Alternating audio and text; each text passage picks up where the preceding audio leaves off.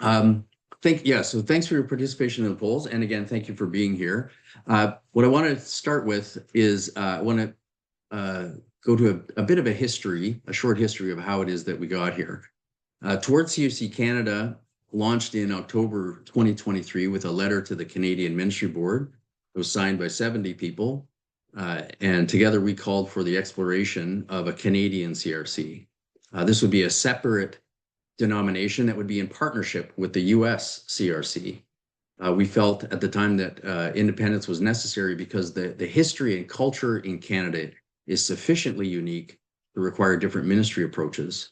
And it also would require our own synod so that we can make our own decisions about things like cross-country collaboration and church order and so on. And we noted that Canadian autonomy is not a new idea. What we were asking for, this whole concept goes back to at least 1957. The two synods that followed 2023 continued the CRCNA's movement in the opposite direction. That is to say, less local autonomy and greater centralized authority. And in the past year, especially, we called out this synodical overreach as we saw it. So a formal request for action went to Synod 2025 that happened last month, and it was Overture 28 from my church, from our church, Meadowlands Fellowship. We asked for a restructuring of the CRC-NA into two sibling denominations, one in Canada and one in the US, in order to facilitate an equal ministry partnership. Now that overture was defeated at Synod in a vote of 171 to 3 with one abstention. And so it's clear to us that there is no way forward via the traditional ecclesiastical procedures.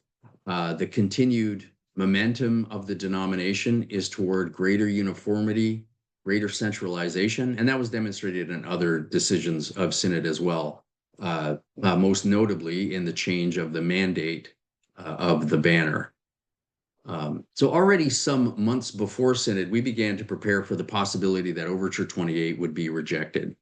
We recognized that if that happened, the need for a community of Reformed congregations in Canada would still be there. And we see that in the growing number of churches that have completed or begun or in the process of discussing disaffiliation.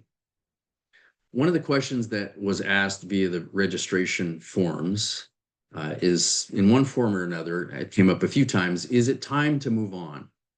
And so we, that is towards CRC Canada, say, yes, it is time to move on. It is time not just for a different strategy, but it's time to move to a different playing field. So with the defeat of Overture 28 towards CRC Canada is pivoting away from working with and within CRC structures and working instead independently to create something new.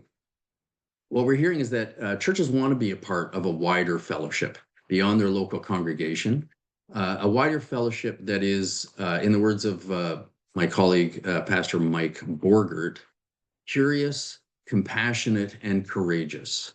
We want to be a part of a fellowship of churches committed to engaging the wider world and culture in creative and redemptive ways. And we think this is crucial. Churches want their historic original authority respected. Local leaders know their congregations, their ministry needs, communities, and callings, and they don't need an outside authority or leaders at a distance telling them what they can do, who they can ordain, and to whom they can minister. Churches want to serve the Lord without the threat of discipline or suspension or having their councils deposed and replaced. So towards CRC Canada, we think is well positioned to set the table and call people together to create something new. We believe the best way to get started with that is by way of a gathering of members and ministry leaders with the time and the resources to start building. Let me share with you this video. You have been coming here for years together, your families. They sat in the same pew every Sunday, and you would shake hands and wave or nod. You served communion together a time or two, had led in prayer, and helped to organize activities for the church together. And now, they're gone. Why not see if you can find them at the All Canada Church Summit this November? A mountain can be a place of excitement and refreshment, discovery and wonder. This is why God has been meeting His followers here for centuries. The church in Canada still needs faithful leaders holding each other to account and leveraging God's gifts that He has given them to minister together. If your church is wondering about their affiliations, frustrated in their ministry focus, or worried about future staff and leaders, join us November 5 through 9 in Kitchener, Ontario. Come, climb, aspire, and discover. And maybe they will be there too.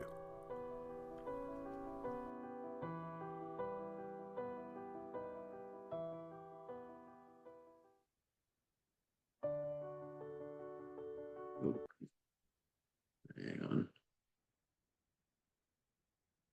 There we go. Yes, so yes, we are inviting churches across Canada to come to the Kitchener Summit. It'll run from Wednesday evening, November 5, to Sunday morning, November 9. We want to gather Canadian CRC and ex-CRC members together.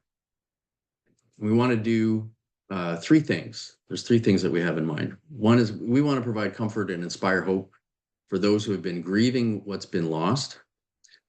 We want to dream and plan for the future by creating or establishing a new denomination or federation or network.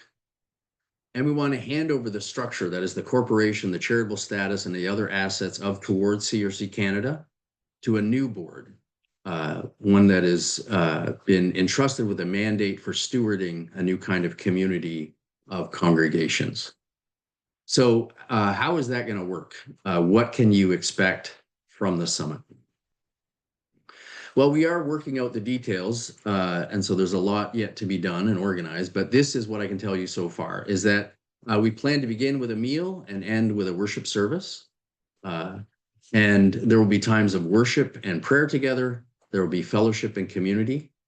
And there will also be 3 keynote addresses or lectures that will be open to the public. The first full day, Thursday, will involve connecting.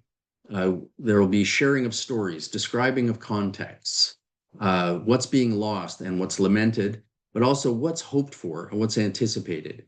We're going to share together and talk about our struggles and our successes. We think it's important to have an opportunity to be heard in the midst of or after a season of feeling sidelined. And the purpose of this exercise in listening and understanding will be to lay the groundwork for the next couple of days. We think it's an essential foundation for the work of building. And that'll happen on Friday and Saturday. On those 2 days, there will be 2 tracks for summit participants to choose from. First of all, there's going to be a kind of a workshop track, because some people are going to be there looking to learn, to get some questions answered, and to be inspired. And so we hope to provide solid data from informed experts. We're going to make practical presentations and lead conversations. There's also going to be a working group track. Some people are going to arrive at the summit ready to roll up their sleeves, to tackle problems, and to build solutions. These are folks that are going to take a look at the questions we have about structure, about the connections between communities, things like ordination and ministry credentials, the relationship with the CRC and its agents, and the relationship with other church bodies, staffing, supporting lonely voices in isolated settings, and so on.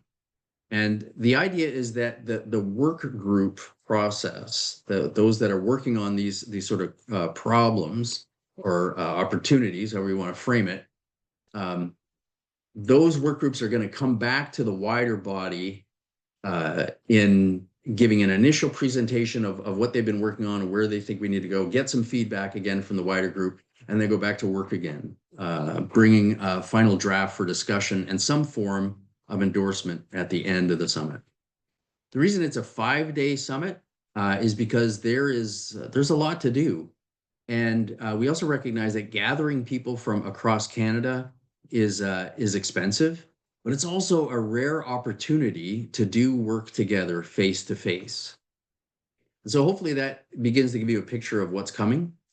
And so before I open it up broadly to your questions here in this meeting, I want to respond to questions that you've already asked, what was written on the Google registration forms. All right, the first question we've heard fairly often is who's welcome? Office bearers, is it members, non-members, CRC churches? What about disaffiliated churches? Can they come? The answer is all are welcome. Anyone who is interested and wants to be a part is welcome. Individual members, Christian Reformed churches, disaffiliated churches that are looking to build and to be a part of something together. Next question, how much is it going to cost? Can the summit experience be broken up? That is, can you attend only part of it? I can tell you that we are working on the cost. We don't know what it's going to be yet for people to register. I can tell you that the hotel rooms that we've been looking at are going to be around $200 per night. That will likely include a breakfast. And then, of course, we'll have the cost of other meals, coffee, et cetera, in the daytime. We have to plan for the payment and travel costs of speakers and workshop leaders. Those are all still unknown. But what I can say is that we are looking to underwrite the cost of the summit as much as possible by way of donations. Towards CRC Canada is now a registered charity, and your donations can be receipted. We are also looking at ways that churches will be able to share, participants will be able to share the cost of airfare for those people, those delegates who will be coming from out of the province. So we recognize that if you're in Ontario, it's just a matter of driving a short while to get to the conference or to the summit. Others are going to have to plan for flights, and that's we want to be able to sort of level that playing field if we can. It may be possible to attend only part of the conference, such as perhaps just the keynote addresses or the Saturday workshops. We're still working that out. Now, there's also other questions that you've asked, and many of those can only be answered fully by working it out together at the summit itself. It's part of the purpose of the summit is to answer these other questions, these other big questions. So we've been asked, are you looking to create a new denomination?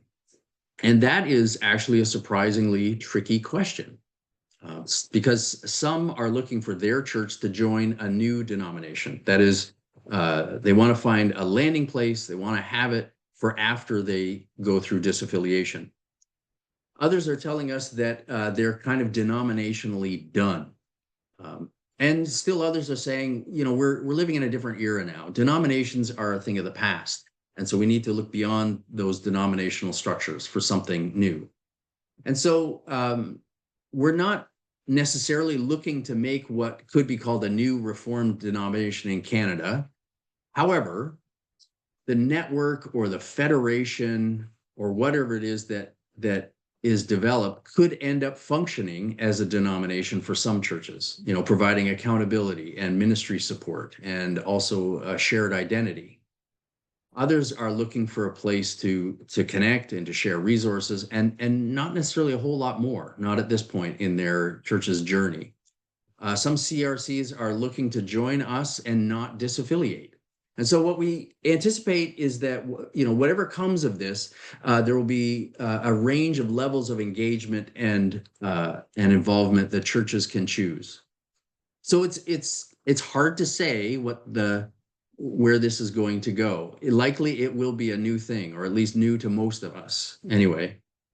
But it was pointed out at the last information that whatever we see as a federation or an alliance or a network If it's a group of churches that are incorporated together under one sort of umbrella organization and it has a charitable status, the Canadian government is going to look at it and say, well, that's a denomination.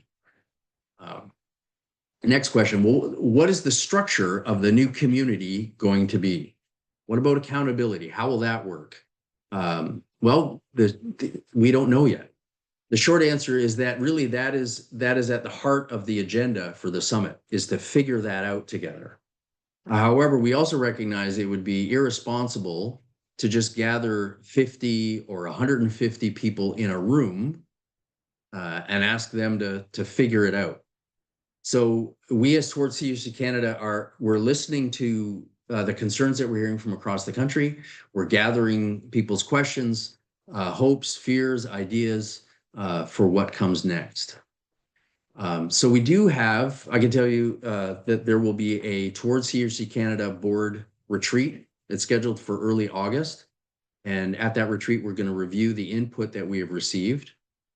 The hope is that out of that retreat, we will provide a kind of a framework to start with, a kind of a first draft, something that can be then at the summit explained and discussed and improved. Because as any of you have been a part of a committee or a council knows, it is always easier as a group to edit something together than to create it from scratch. Another question is, what will be the relationship with the CRCNA and its ministries, like World Renew, Thrive, Resonate, Indigenous ministries? That has come up multiple times.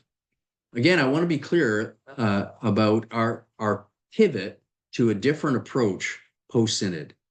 So in putting this summit together, we're not working with the Canadian Ministry Board or with Al Postma in the planning process. As for the relationship with the CRCNA moving forward after the summit, we don't know what that's going to look like for two reasons. First, because we don't know yet what the structure and nature of what we're creating will be. But second, because a relationship always involves two partners. And when we have finished our work and we've established that new thing, then the CRCNA and its agencies will have to decide how they want to relate to us as well.